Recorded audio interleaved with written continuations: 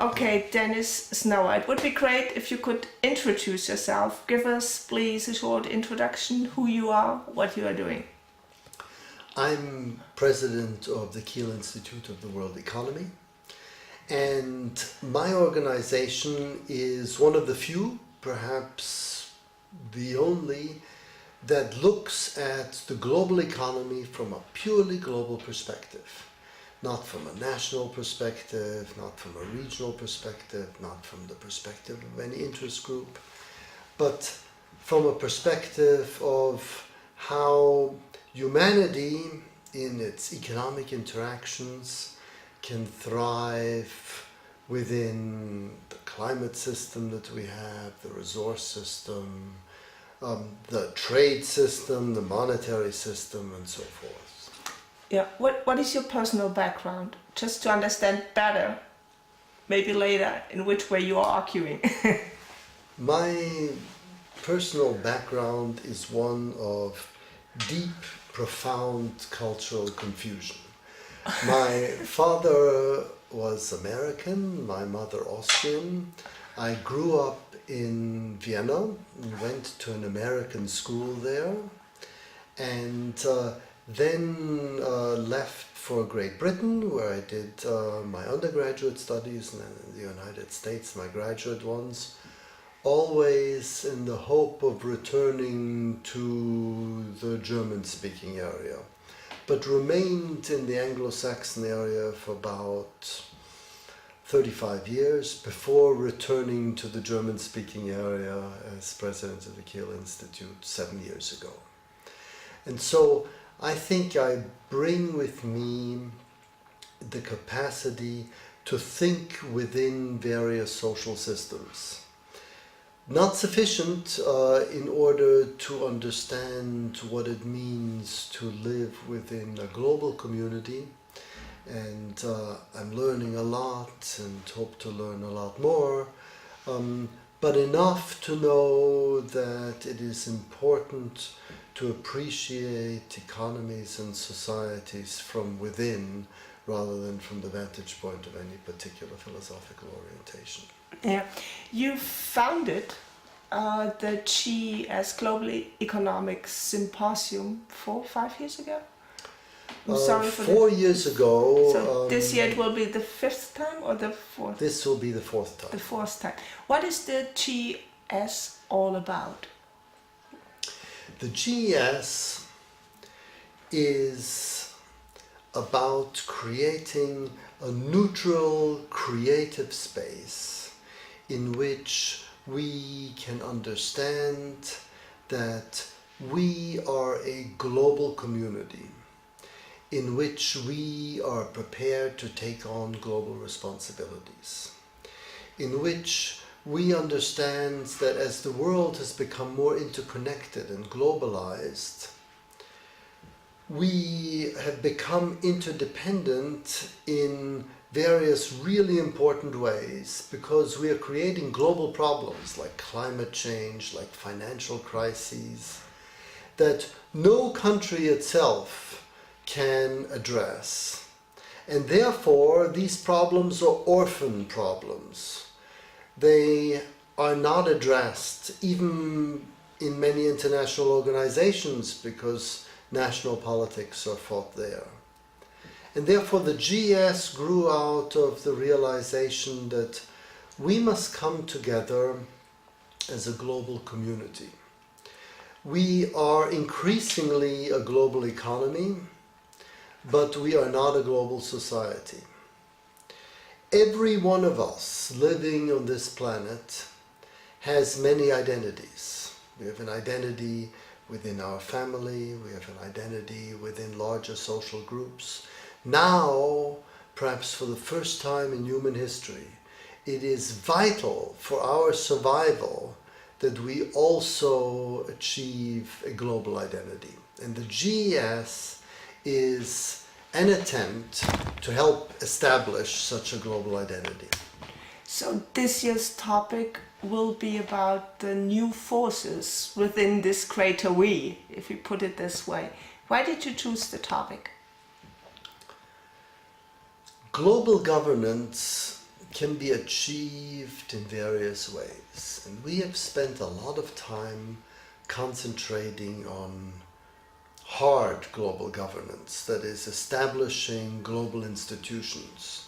And when there are negotiations about establishing global institutions, the divergence of interests between states and peoples becomes very dominant. And that is probably the reason why global institutions are difficult to change. The UN, World Bank, IMF, they were established after World War II, and many people have said that certain aspects of them don't reflect current realities, but we can't change because institutions are rigid. But there are different forms of global governance that we are beginning to feel more and more powerfully, and the Arab Spring is the last example of this. And this is soft global governance. This does not come top-down, it comes bottom-up. It is enabled by new technologies, also the social media, that permit people to participate in their own destiny to a much larger degree than they ever were able to do before.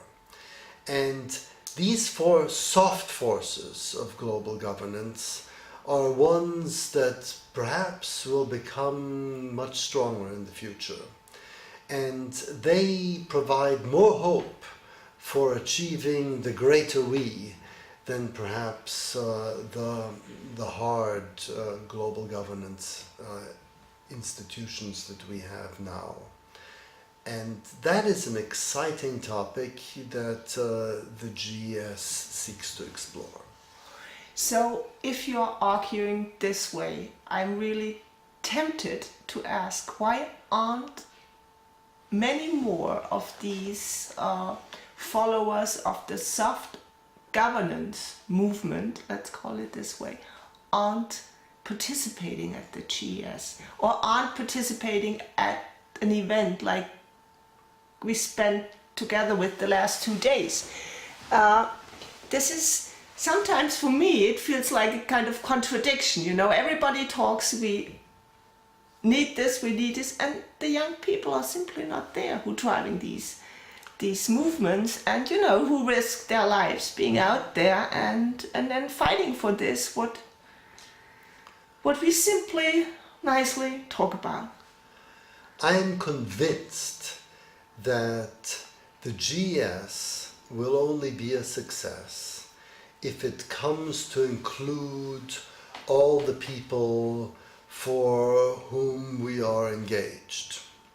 The GES started as an idea that moved along the following lines. Are we able to bring people together across cultural lines, religious lines, national lines, different ways of life, to work together in a common cause to address problems that we all share? And interestingly enough, within a very short period of time that worked. At least on the senior decision-making level, we had important CEOs, top academics, also Nobel Prize winners. We had leaders from politics, leaders from NGOs coming together and talking across their disciplinary boundaries in order to help think on how we can practically build a common home. And now we face a much bigger challenge, and that is to reach out to the people for whom we have had these thoughts and get them to engage in this process. Now, we've made a few very timid moves in this direction.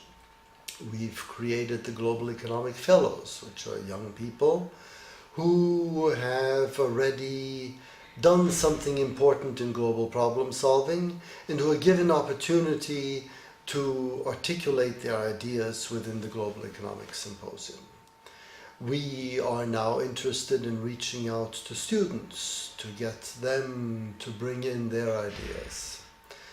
But so far, this has been a somewhat formal and ideas-driven project where we ask, what ideas do you have in order to build a better world? And inevitably that becomes either very action-oriented in a business sense or very academic. But now we need the emotional involvement that will drive forward the creation of a new identity among our many identities, the greater we. And this needs to become a mass movement. The GES will stand or fall on our ability to do this. And therefore, we seek to create open spaces where we engage with young people, with older people who can bring their ideas, their vision to bear and engage with us, where there are no boundaries, where we simply realize that we are a human community that is dealing with a common set of challenges. And if that becomes possible, if it becomes possible for people in the most various walks of life, from various ages, to contribute their thoughts and ideas to our process, and we respond to them, then I think the GES will make a difference. So the establishment of the greater we is what the GES is all about. And that takes place here, not here.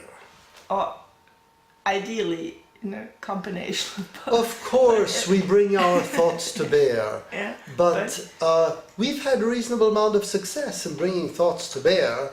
We now need involvement, and we need widespread involvement, and that is the challenge that we face now. So for the very first time this year, you are actually publishing Preconference, a magazine. We are not sure yet which name it will have, but what is the idea behind the magazine? Why did you do it?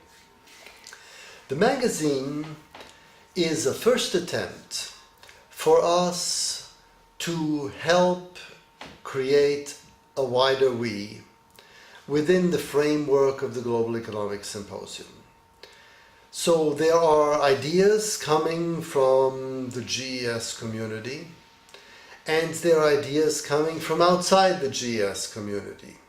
And they are brought together within stories, strands, in which hopefully a dialogue takes place, in which we can engage with people whom we may not have the opportunity to meet in our standard walk of life, in which we can build bridges across generations and cultures and nations in order to understand our common cause.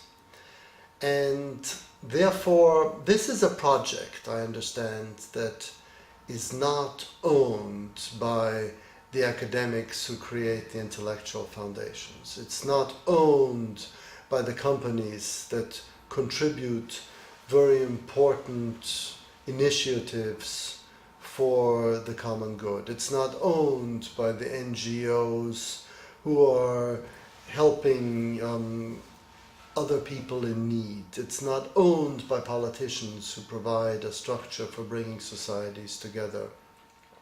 It is owned by the greater we. And the magazine is meant to bring this dialogue to life and establish something that will take place in many different arenas. It will take place in open spaces electronically. It will take place in the physical world, in groups around the world, and it will take place also within the virtual GES, the standard internet arenas that we provide. So you've been talking quite a lot about this greater we. How can we achieve this very practically, actually? What can we do to get there? Because all our systems we've built so far are either on a nation-state basis, which doesn't fit our problems any longer. So we are asking for this greater we, but there are a lot of forces also working against this greater we. So we have to break down walls, borders. How can this be achieved? I mean, it's terrifically difficult. We live in an age of an increasingly integrated global economy and a very fragmented global polity, and also a fragmented global society. And because we are generating problems that are global, climate change is definitely global, the financial crisis was definitely global, the distribution of knowledge around the world is definitely global, and so on, we now have a new opportunity, and that is the opportunity for people to work together, which is in an obviously global cause. And we believe that if we can bring this opportunity to life by providing arenas in which people can work on the common causes, then in the process of working together, they will recognize their common humanity and they will recognize the greater we. The greater we can only come to life in the process of engaging with ourselves. And that is the GES way. There is one other way in which it can be done, and that is by agreeing on a common set of principles, norms, in the future maybe even values, that transcend cultures and religions, that provide a basis for us to work together. This other way, the common principles, is the way that is discussed and enlivened through the Salzburger Trilog. The working together very practically on a common cause, that is the focus of the Global Economic Symposium. And we feel that if we can build a bridge between the principles, norms, values that arise from the Salzburger Trilog and the practical work in the GES, that people working practically will find that implicitly they share some norms. And the people working on the principles may find that these principles naturally lead to new practical solutions. And these two ways may become very complementary. So building a bridge between these two becomes, I think, an important initiative. Yeah. So when you look at the GES program, you have 24 different sessions. You cover broadly 4 major areas, which can be seen as tiny little we's in this greater we. What do you do, and how do you think, not keep these topics in silos, but really to bridge them and bring them all together? Because this is, I think, another challenge we are facing. I mean, we're talking about interdisciplinarity, but still structuring and building and talking very often within silos. How can we foster this? What do you do on a very practical basis at the GES to achieve this? I think in order to make intellectual progress, it is often useful to think in silos, because that enables us to reap the gains of specialization from knowledge. And therefore, it's not really surprising that in universities, for example, there's a lot of silo thinking, because it's easy then to develop very deep knowledge. But because our global problems are interconnected, it is becoming increasingly important to build broad knowledge that is also deep. And the GES consciously tries to avoid disciplinary silos. It would have been so easy for the GES to simply concentrate on economics. But no, we chose not only the global economy, but the global environment and the global polity and the global society. And the GES is about the interaction of these different spheres. And if one looks at the themes of the GES, the sessions that take place in this symposium, that you'll often notice that a session that is under the rubric of the global society could equally well have been placed in the global polity.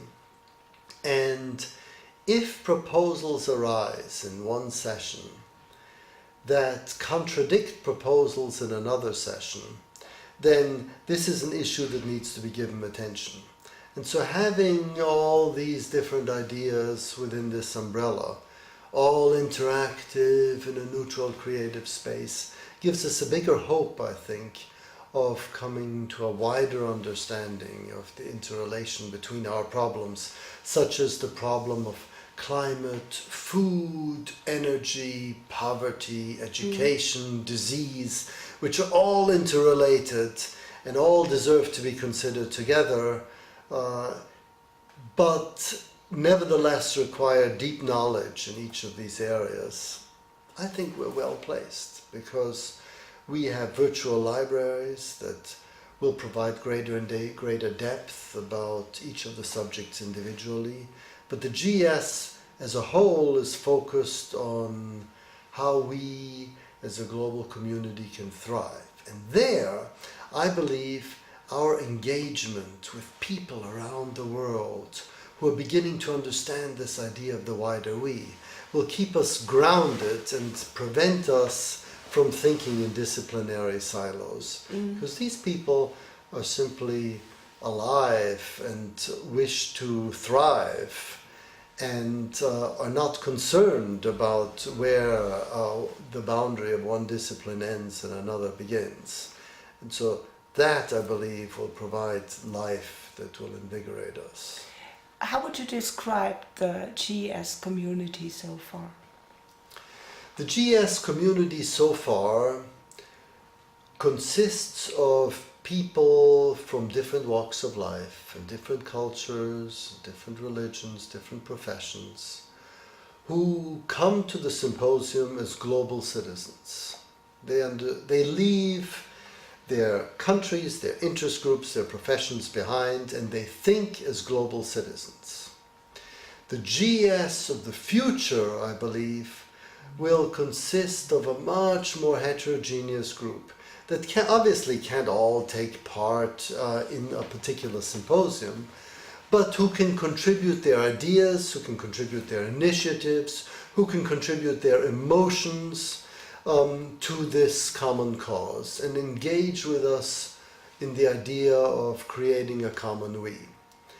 And I think we're now at the threshold between creating an intellectual infrastructure for a greater we and living the greater we in a global community. I think this is really some kind of border walk. Institutions like yours and many others they are taking this path, and it will be nice to see if really what you were telling us here can be achieved in this way. I sometimes have my doubts.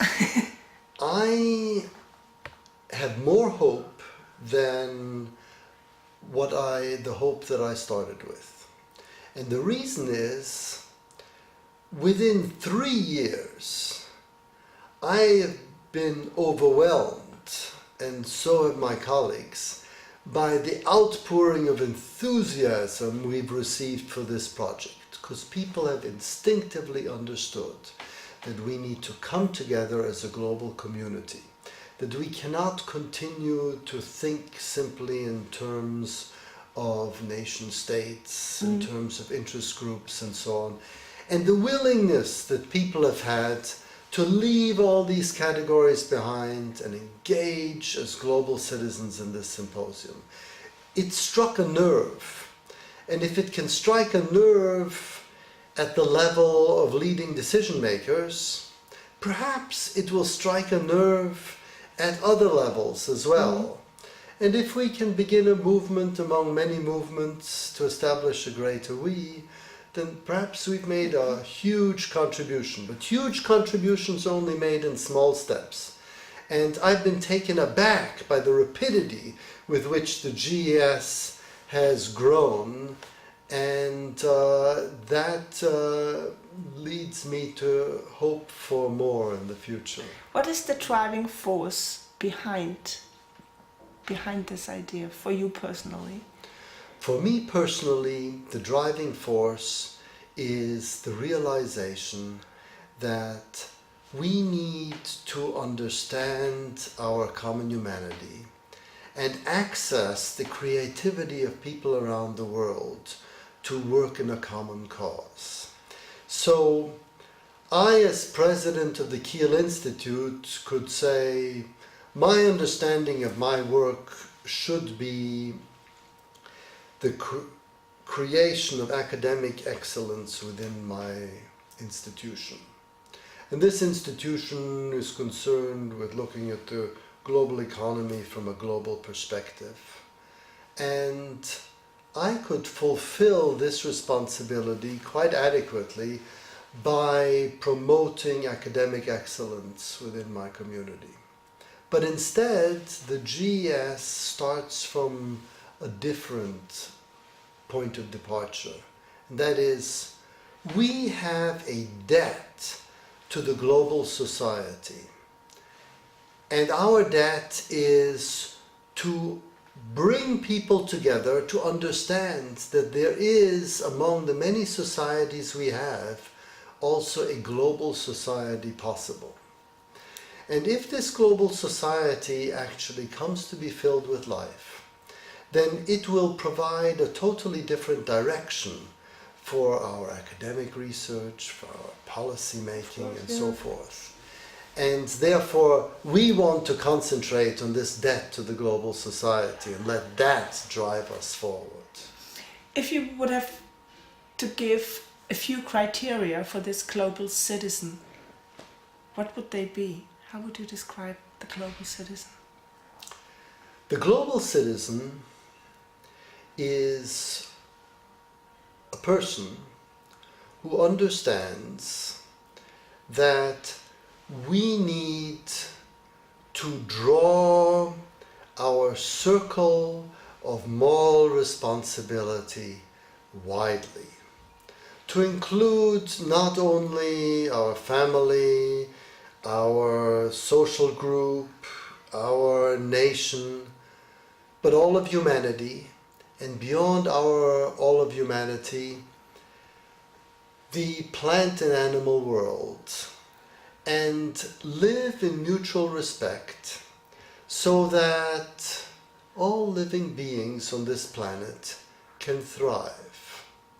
So that we don't see our interrelations as a zero-sum game, my gain is your loss, but in which we feel that we are working together for a common cause. That needs to be done in many different arenas, and the GES is simply one arena in which we try to do that. So you demand a pretty strong me for this we. That's right. But we have within ourselves the emotional, spiritual, intellectual wherewithal for this me. We have many different me's. I have a me that is simply concerned with my own individualistic interests. I have a me that is concerned with my family. I have a me that is concerned with my professional community, the nations to which I belong. And through all these different roles, I understand very well that there can be a greater we. And I would be very proud to develop that alongside many other people in the global society. Thanks a lot.